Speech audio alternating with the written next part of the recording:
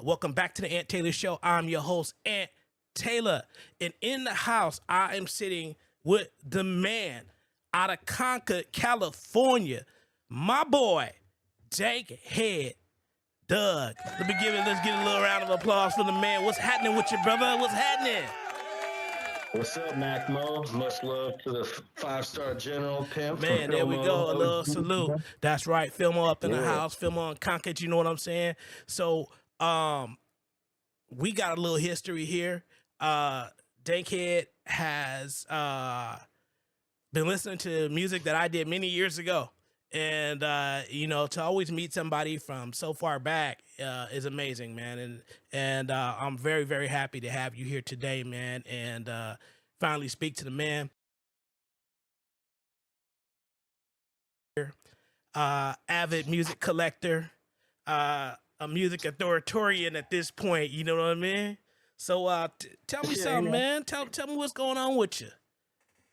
Oh yeah, a little something. So I'm just trying to do this and that here. Started out, as a collector, crossed the line. Just so much talent in the Bay. Just pull influence from, and eventually, man, it's like eventually you want to do your own thing, maybe, shit. So much game. There's so many players out here in the Bay.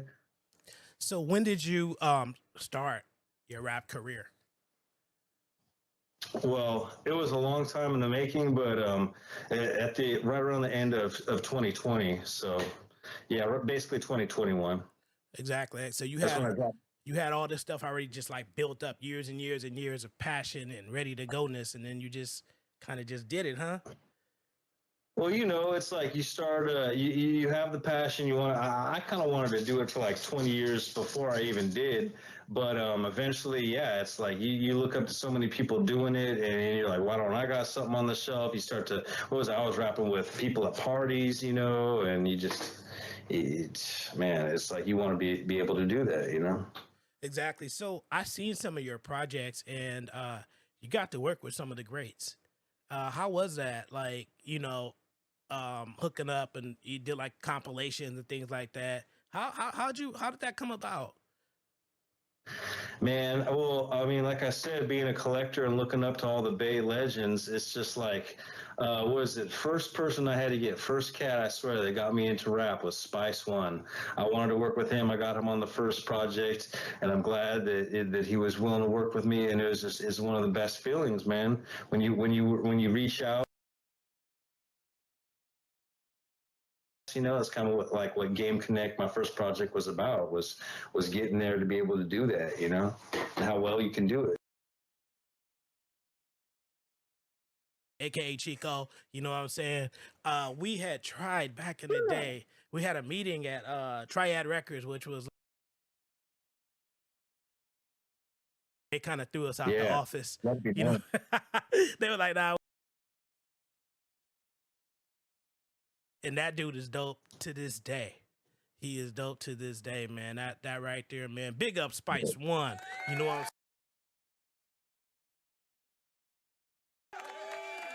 I'm saying? What's your vision in your music? Because for people who haven't heard it yet, I mean, what are you trying to convey? What do you want to? I mean, the name right there says a lot.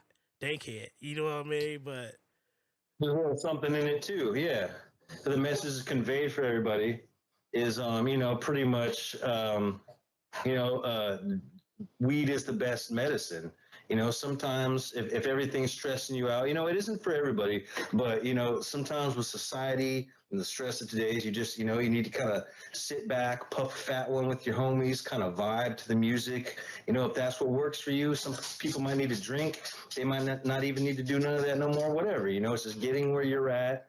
And just realizing kind of that like Western medicine isn't the best option, kind of I will always stress dank weed, but yeah, it's, getting where you need to be the right way. Exactly. Do you have a favorite strand that you can like really like recommend to Ooh. somebody? Like, or is it just like Ooh. See, I'm from the old school, so I like all that good old school shit. That OG Kush, like anything that bears that OG name. Really, sometimes like Don't get me wrong, I love some OG Kush. When I was puffing some of that shit, I always wanted to fucking try with Be Legit. Sorry if my language isn't no worries, just we right. got you. Okay. Be legit. I was trying some of that Alaskan Thunderfuck with, and him and King Seidel, and oh man, that was some good stuff. Yeah, I would yeah, like to get a yeah. hold of that more. But, Well, you know, Be Legit got an arsenal, man. You know what I mean? oh Of yes, stuff. So indeed. you know how that go, It's man. quite the concern. You be I had some of that. What I had something for him, and some blueberry cruffin, and he seemed to know right where it came from and everything. So yeah, you know. yeah, he's a connoisseur, man. So you know, man, big ups, Be Legit. You know what I mean? So what's next for you, like future wise? Because I know you've been collecting for many years. Is that how you came across some of the music that me and my brother and some of the other people? Um, I'm sorry. Go ahead. Exactly. Yeah.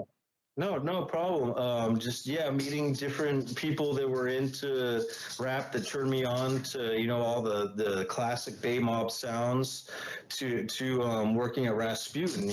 Becoming a collector, just a connoisseur of sorts, of just seeking out some of the most obscure and rare titles that just.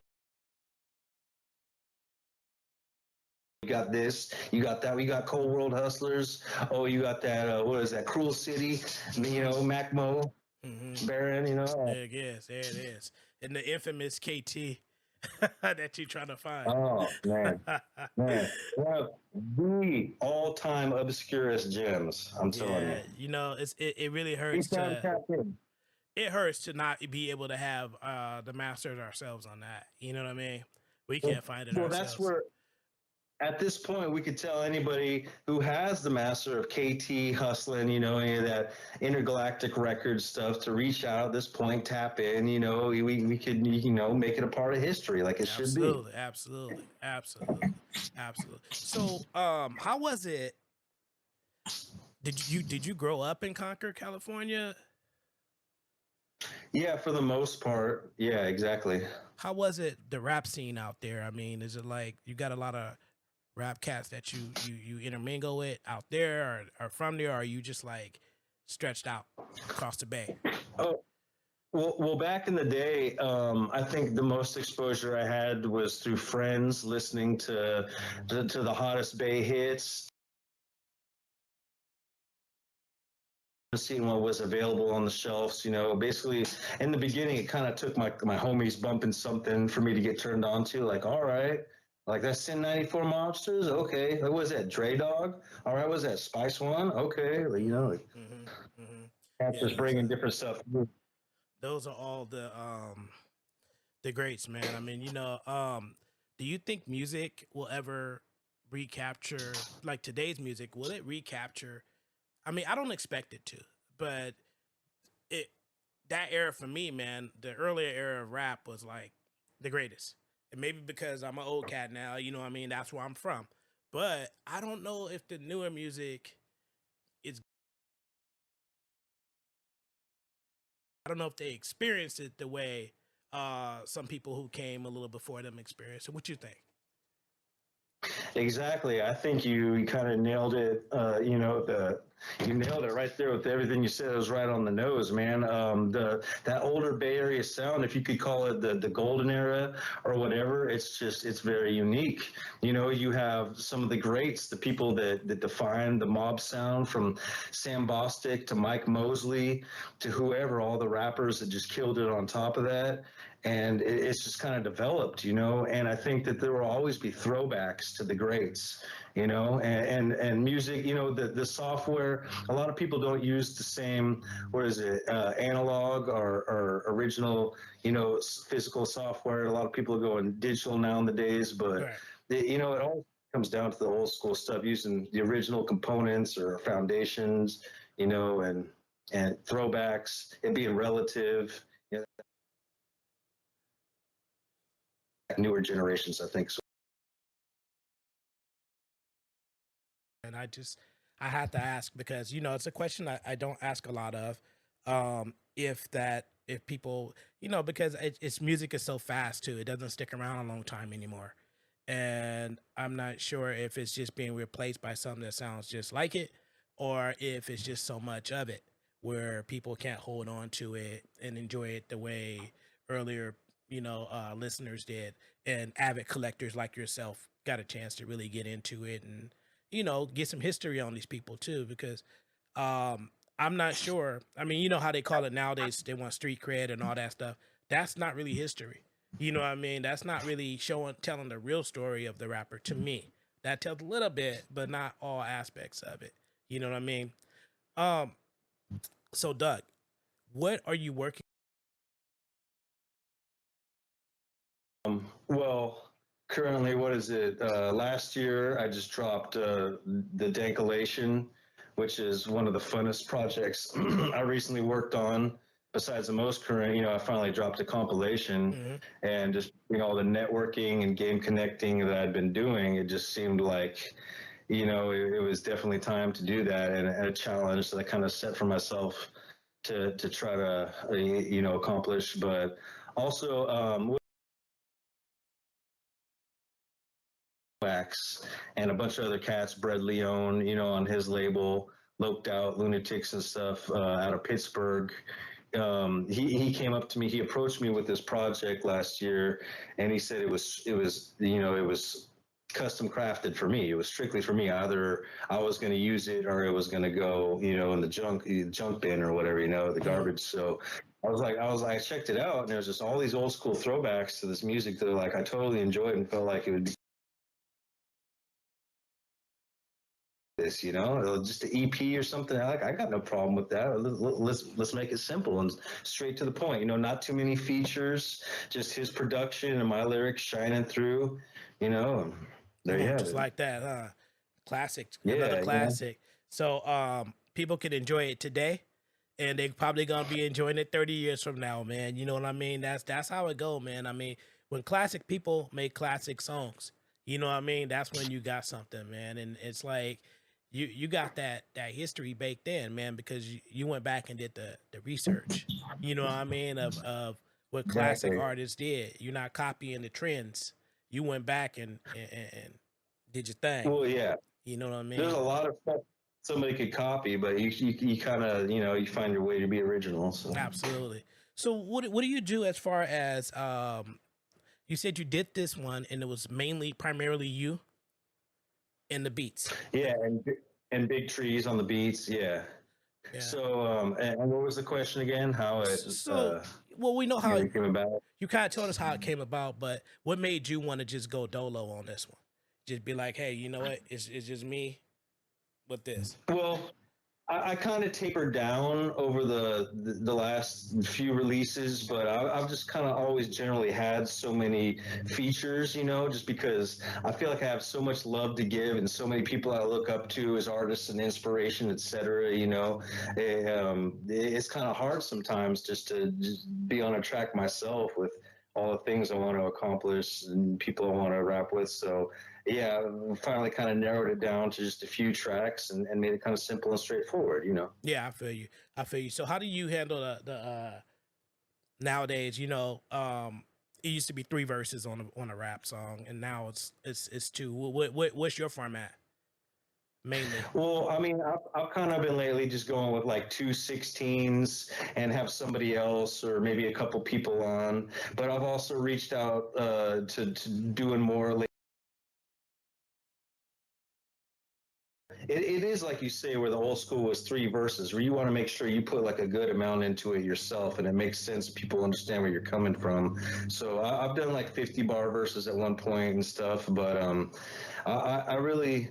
I really feel like it does take more than just a couple of 16 bar verses sometimes to really get your point across. Mm. Sometimes the average person has more to say with nowadays world, especially. So I'm trying to get to where I'm saying more than less. Oh, there to go. So what's your creation, like your process? Do you like hear the beat first, or do you come up with the lyrics first, or do you go ahead and get smoked out first? And how does always, that work? always, always get nice and roasted proper to be able to vibe with the beat. But yeah, it depends. Sometimes the beat comes first. Sometimes I might have some lyrics I work first that you try to figure out how to work around something. But I feel like usually it's the beats. You know, like I have a beat, and I'll maybe have some lyrics that are pre-written, or maybe the beat will speak to me just right. You know, and I'll just listen to it. I'll vibe to it for a second, and be like, all right, well, this is kind of exactly what I feel like it's telling me to say. You know, so Right, you right. gotta listen to music. So what about as far as your writing process? Is it something that takes you a while to do, or does it just come to you right away? That you just or because I used to be like this, but now I'm more like I say it and then I critique it and fix it. You know what I mean? Yeah. Yeah, yeah. A lot of the times it can be like, am I overthinking this? Like you could just, be in the zone and it could just come right out. Or you could do something to be like, nah, like maybe I think I could do that a little better and it'll just come out that much better or not. It's kind of a hit or miss thing where you start Right. to, you could write a few verses and it becomes selective and you blend certain parts together just to get what you want. So it's really, sometimes if it doesn't come out the way you want it, you make it the way you want it. Perfect, perfect. So, who are some of your influences of today? I know you mentioned Spice One, but is there anybody else that kind of like, when you get down, you kind of like want to be in that lane? You know what I mean? Or you're influenced by what they did or how they do it? Yeah. Well, I feel like rap itself, it's because I'm kind of old school. I was born in 1980, and I've seen it progress, as a genre from its roots somewhat. It's like I've kind of grown with it. You Hmm. start to see people start to do a little bit more of their own grown version with it. And I guess what I'm kind of reaching towards is somebody that I feel that I see doing that more lately that's getting super mainstream recognition is La Russell. Hmm. Like Hmm. just some guys that are having fun with it. They're not locked in so much that concern or whatever they feel like the whole industry wants them to do. They're doing what they want to do and what feels fun and creative, and that's the whole energy that needs to be harnessed properly, right? Absolutely. LaRussell made it fun to be yourself again as a rapper. He stripped all of those preconceived notions of what you have to be like to you should be like what you want to be like, and the people appreciate that, and he's excelling at Yeah, that. So big ups to La Russell. um you know yeah. Big ups to La Russell. So who are some of the artists that you're working? I'm sorry, go ahead. I'm saying he's even bringing it back for the old, some of the other cats, like Richie Rich and whoever, Hmm. helping just, reignite that spark for the culture and the genre and everything. Realize it ain't gotta be dead yet. Cats are Yeah, they're getting 55 years old, but it ain't gotta. man. You still got it. You got it. I mean, You know what, I'm glad you said that because um there is a co-host on the show. Her name is Lady Ray, and we were having a discussion off. We weren't recording or anything like that. Where she believes that rappers should stop at a certain age, and I'm like, well, why? Because no one else is expected in any other genre of music to stop at a certain age. Maybe your topics should show some maturity, but stopping is like, you know, I don't understand. What's your thoughts on that? What do you think rappers should stop at a certain age? well, I've heard that. And I've also seen the things that are kind of circulating on social media lately where certain people didn't start certain businesses till they got later on in their life. And I think it kind of depends on how you feel. If you feel you still got that spark and that flame and you're inspired and just playing, you don't got to do what you just be yourself. It's Hmm. whatever rap is always going to be part of you. If you're one of those ones that made rap what you Absolutely. might Yeah. So that's why I like always when I see a Richie Rich, or I like when I see San Quinn. mm-hmm. Somebody who, Mm-hmm. how many good albums didn't come out because, I mean, look how many albums Too Short made from the time he originally, quote unquote, stopped rapping when he retired. You know why he did that? It was the same thing that I probably went through when I was a certain age. Oh man, you kind of old. You know what I mean? You might want to do something different. And he was at the top of the mountain when people was telling him that, and he was influenced. And I'm like, we would not have any blow the whistle. We would not have any of them songs if Too Short would have just went ahead and retired. So I'm glad he came back. And my thing on rappers is, man, if it's in you, keep doing it till you can't do it no. That's my take. Exactly. That's my take. So Yeah, who much respect to that. exactly? Much respect to Too Short. Much respect to all the Bay pioneers. Too Short is definitely a rap god. That is, I mean, man, you can't go wrong with that name drop, dude. That guy alone has inspired probably so many people just to start rapping, to keep doing it, and keep having the flavor that they do. I mean, that is some of the Bay roots at its finest and rawest right there. So much Absolutely. love to the rap god. Much love to Too Short, man. Um, who are some of the rappers that you roll with? Well, what do you mean exactly? Like that I could depend on to do a show with, or Well, here and there, or yeah, I mean, it's like if Dankhead Doug wants to make a new record, who is he gonna call? well, it's probably going to be a mix. It's probably going to be a mix of the dependable cats that are part of my crew that's already established to a certain extent, and then the ones that I want to reach out to, that I still haven't made that connection with. Gotcha, that are gotcha, that are gotcha. on, that are on the forefront, that are on the new front, they're on the front of everything, making it happen the way it needs to be for the rap, the worldwide, the Bay Area, all that. Exactly. Is there anybody in the crew in particular that you want to mention or shout out or uh Oh yeah, put a little light there's a on? couple cats. There's a couple cats that really been helping me, from Righteous Defiance that you've probably seen in One World magazine Mm-hmm. interviews, which I would definitely have reach out to you to be on one of these interviews himself, because I think that'd be really beneficial and interesting. To Bones Dangerfield, who went by Mac Bones. He was one of the first Antioch artists to drop a full length album right before Woody in '98. The cats like that. And more have been helping me out so much. What is it? Some here behind the scenes, and some not anymore. Some cats have already threw their hat in. It's how it goes. Yeah, You keep definitely. rocking with it, keep rolling. So Definitely, definitely. So is there any one song of yours that you would love for the people to go check out? This is the song that represents you. Now it might be a tough okay, question, but then again, it might okay, not be. cool. What you got on that No, one? it's no problem. It's no problem. I already got that one for you. And Mm-hmm. the Defa Heffa, All right. who is actually, if you're not familiar with her from Million Dollar Dream label and everything, her brother is D-Lo from 415 Okay. in Section 8. Okay. Section I 8. remember. I remember So, all of that. yeah, Section 8. So, but yeah, yeah. Yeah. So, the song is Thug Through the Pain off my Dankalation compilation. And I feel like that's one of the more popular tracks. And I think that everybody did a great job on it. Konu did the hook. He's out of, I think, Antioch and he was on Woody's label, East Coco. And he did a song on Northern Exposure One along with others, and he did a great job on the hook. Yeah, I just think it came out really good. And anyone who wants to check it out, get a positive message about maybe you're thugging. I'm sure a lot of people are thugging through the pain in their own way. So maybe you can relate.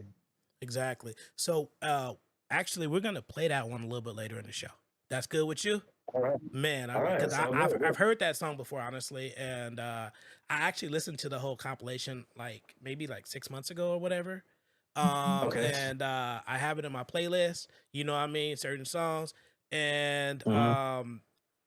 I, I, I like it. And so basically, where can people go to find out more about Dankhead Doug?